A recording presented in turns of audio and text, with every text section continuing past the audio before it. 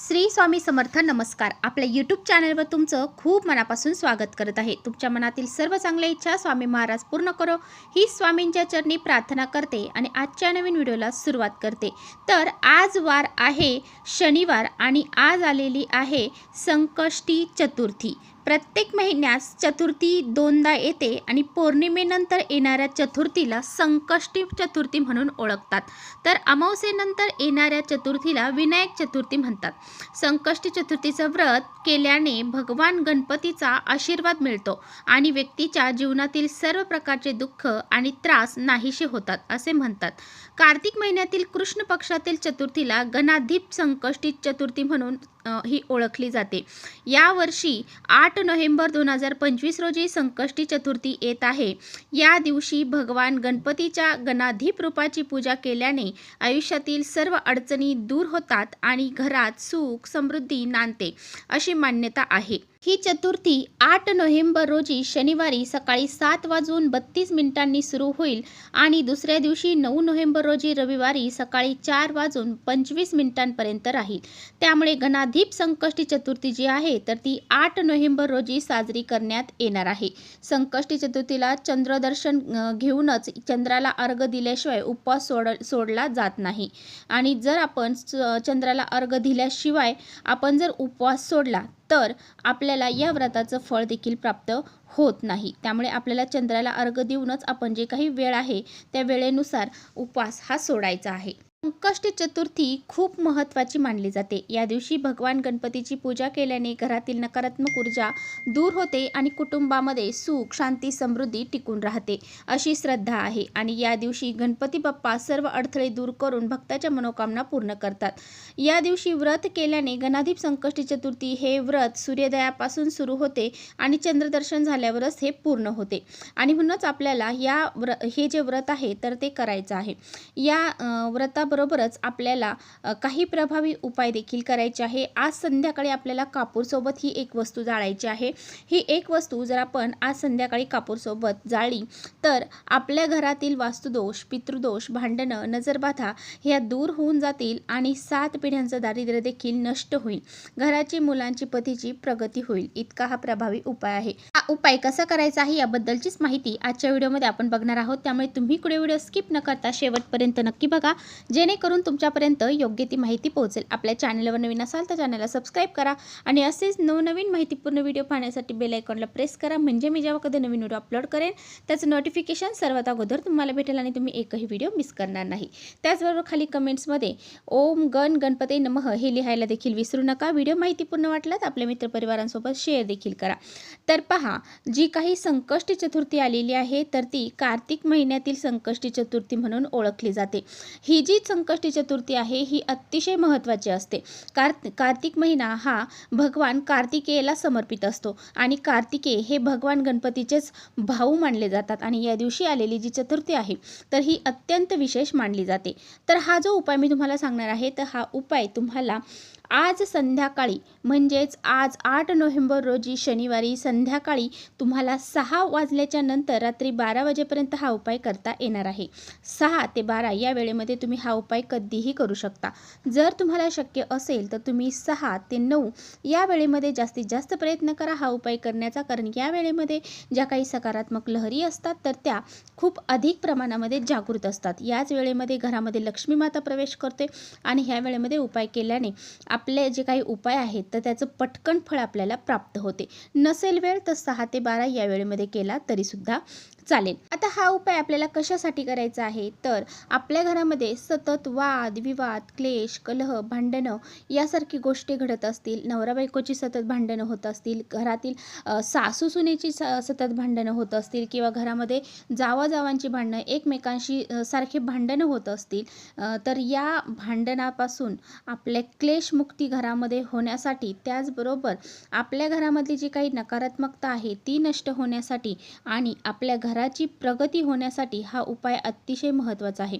जेणेकरून आपल्या घरात जे काही वास्तुदोष असतात, पितृदोष असतात, जे काही वाईट गोष्टी ज्या घडलेल्या असतात किंवा मग काही वाईट विचार आपल्या घरामध्ये आपण ज्यावेळेस बोलतो ते विचार घरामध्ये साठले जातात आणि त्यावेळेस आपली घराची वास्तू जी आहे तर ती तथास्तु म्हणत असते आणि त्यामुळे आपल्या घरामध्ये मोठ्या प्रमाणामध्ये वास्तुदोष निर्माण झालेला असतो. आणि हा दूर करण्यासाठी आपल्या घरात जे काही संकट, अडचणी, दोष आपल्या घराला लागलेले आहेत किंवा कुणाची नजरबाधा आपल्या घराला झालेली आहे तर ते संपूर्णपणे नष्ट होण्यासाठी आणि आपल्या घराची प्रगती होण्यासाठी, आपल्या पतीची प्रगती होण्यासाठी हा उपाय जो आहे तर तो अतिशय प्रभावशाली आहे. तर हा उपाय करण्यासाठी सर्वात प्रथम आपल्याला काय करायचं आहे तर आज संध्याकाळी 6 वाजता सर्वप्रथम तुम्हाला एक देवघरामध्ये दिवा प्रज्वलित करून घ्यायचा आहे. त्यानंतर धूप अगरबत्ती लावून घ्यायची आहे आणि हा प्रसन्न वातावरणामध्ये असा हा उपाय तुम्हाला करायचा आहे. तर हा उपाय करण्यासाठी तुम्हाला एक मातीची पंती घ्यायची आहे किंवा कापूर जाळायचं भांडं तुमच्याकडे असेल ते घेतलं तरी चालेल. यानंतर तुम्हाला त्या प्लेटमध्ये एक खोबऱ्याचा तुकडा घ्यायचा आहे. या अगोदर तुम्हाला गणपती बाप्पांची पूजा करून घ्यायची आहे. गणपती बाप्पांना हळद, कुंकू, अक्षदा अर्पण करून घ्यायचे आहे. धूप अगरबत्ती ओवाळून घ्यायची आहे आणि त्यानंतरच तुम्हाला हा उपाय करायला सुरुवात करायची आहे. तर त्या प्लेटमध्ये आपल्याला एक खोबऱ्याचा तुकडा घ्यायचा आहे किंवा मग तुमच्याकडे खोबऱ्याची वाटी असेल ती घेतली तरी चालेल. आता तुम्हाला ह्या जो खोबऱ्याचा तुकडा घेतलेला आहे त्यावरती 2 भीमसेनी कापराच्या वड्या ठेवायच्या आहेत. आता भीमसेनी कापूर नसेल साधा घेतला तरी चालेल. त्यानंतर तुम्हाला 2 अखंड लवंगा घ्यायच्या आहेत. आता अखंड लवंगा तुटले फुटलेले घेऊ नका, अखंडच घ्या. अखंड लवंगापुढे फूल असतील अशा घेतल्या तर त्या व्रताचं फळ आपल्याला प्राप्त होत असते.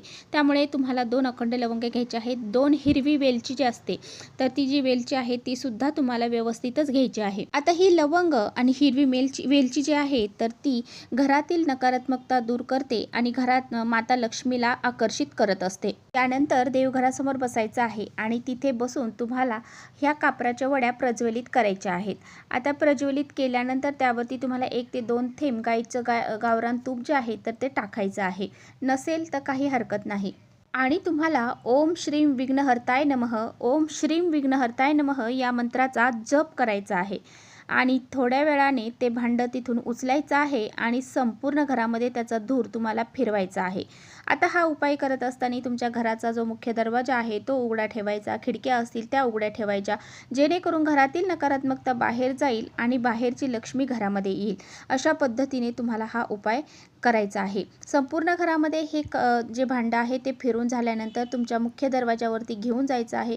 तिथे तुम्हाला उंबरठ्याच्या मधोमध काही वेळासाठी हे भांडं ठेवायचं आहे. आणि हो, ते सर्व शांत झाल्यानंतर तुम्हाला काय करायचं आहे, जो खोबऱ्याचा तुकडा आहे तो परत घरात घ्यायचा नाही, तो तसाच घराच्या बाहेर घेऊन जायचा आहे आणि तो कचऱ्यामध्ये किंवा मग निर्माल्यामध्ये तुम्हाला टाकून द्यायचा आहे. कारण त्या खोबऱ्याच्या तुकड्यावरती घरातील जी सर्व काही नकारात्मकता आहे तर ती समाविष्ट झालेली असते आणि त्यामुळेच आपल्याला तो खोबऱ्याचा तुकडा परत घरात घेऊन यायचा नाही किंवा कुणीही खायचा नाही.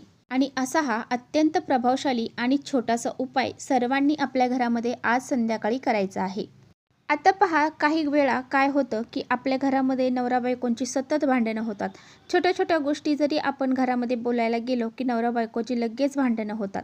तर असं जर तुमच्या घरामध्ये घडत असेल, आता पहा त्यांनी काय करायचं आहे तर नवरा बायको दोघांनीही काय करायचं आहे की आपल्या उशाखाली रात्री झोपताना एक लवंग ठेवायचे आहे आणि दुसऱ्या दिवशी सकाळी स्नान केल्यानंतर तुम्हाला देवघरातील देवा जेव्हा तुम्ही पूजा करणार आहात त्यावेळेस त्या 2 लवंग घ्यायच्या आणि त्यामध्ये 2 कापराच्या वड्या टाकायच्या, त्या प्रज्वलित करायच्या आणि गणपती बाप्पांची तुम्हाला आरती करायची आहे. आणि दोन्ही हात जोडायचे आहे. आपल्या घरामध्ये ज्या काही समस्या आहे, दोघांमध्ये ज्या काही समस्या आहे त्या दूर होण्यासाठी प्रार्थना करायची आहे.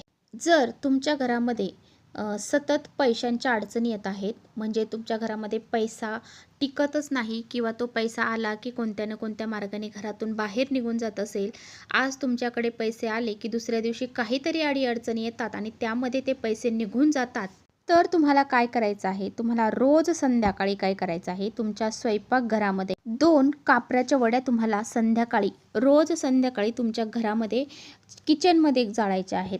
आता त्याबरोबर तुम्हाला लवंग जाळायची का? तर अजिबात नाही. फक्त 2च कापरवड्या तुम्हाला रोज संध्याकाळी नित्यनेमाने तुमच्या किचनमध्ये जाळायच्या आहेत. तुमच्या घरातील जी पैशांची अडीअडचण आहे ती नक्की दूर होण्यास मदत होईल. आता पहा, हा जो उपाय आहे ना, तर हा उपाय तुम्हाला तुमच्या किचनमध्ये रोज संध्याकाळी जेव्हा तुमचं सर्व काही काम, जेवण वगैरे झालेलं असतं, भांडे झालेले असतात, सर्व आवरून झालेलं असतं, त्यानंतर जाळायचे आहेत. आणि चांदीची वाटी असेल तर अतिउत्तम, चांदीच्या वाटीमध्ये जाळू शकता. नसेल तर तुम्ही मातीच्या पंतीमध्ये सुद्धा जाळू शकता. पण रोज म्हणजे 21 दिवस नित्यनेमाने हा उपाय तुम्हाला करायचा आहे. तुमच्या घरातील आर्थिक समस्या नक्की दूर होऊन जाईल. तर पहा, अशा पद्धतीने हे जे काही उपाय मी तुम्हाला सांगितले आहेत, तर तुम्ही तुमच्या अडचणीनुसार हे उपाय नक्की करा. तर चला, इथेच थांबवते माझा व्हिडिओ थोडा जरी आवडला असेल तर नक्की लाईक करा. चॅनलवर नवीन असाल तर चॅनलला सबस्क्राईब करा. परत भेटूया अशा छानशा व्हिडिओसोबत. तोपर्यंत श्री स्वामी समर्थ.